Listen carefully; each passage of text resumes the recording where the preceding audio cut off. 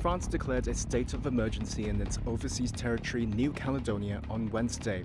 Riots in the past few days have led to the deaths of several indigenous Kanak people and a police official who died from a gunshot wound. The unrest came after Paris approved new changes to voting rules, letting French residents who've lived in New Caledonia for 10 years vote in provincial elections, a move the indigenous Kanak fear dilutes their votes. These images of burnt-out buildings and looted stores in the capital Mumia were filmed by Johan Fleuro, a 37-year-old businessman, on Thursday. He says he's had to pass through road blockades the past few days, controlled by armed men who threatened to beat up civilians and torch vehicles. What is really happening is that as I move a lot to see family members or keep an eye on my properties, I see everything on the roads. I see the stores looted by the people. I see the fires in the docks, warehouses, and offices.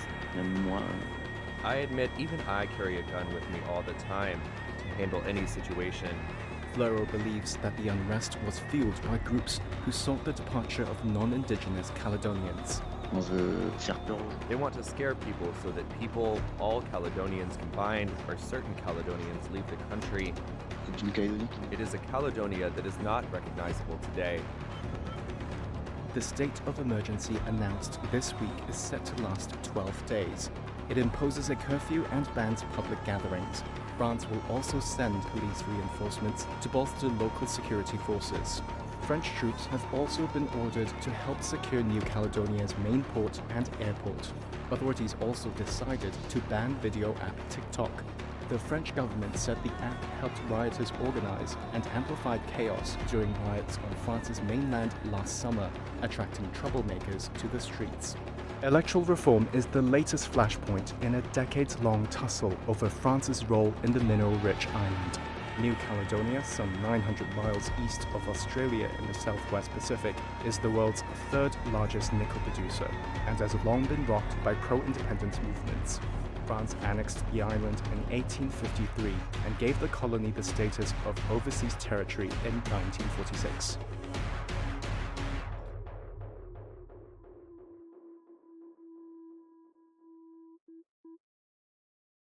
The last hour. Anything can happen between the bells. But what happens during the last hour is what matters the most. The biggest market swings. A close-up look at what's driving them and how the investors are reacting. Watch the most seasoned market mavens guide you through the most important hour of the trading day. NSE Closing Bell. At these times, only on CNBC TV18 and CNBCTV18.com. For more news and updates, all you need to do is follow CNBC TV18 on all of our digital platforms.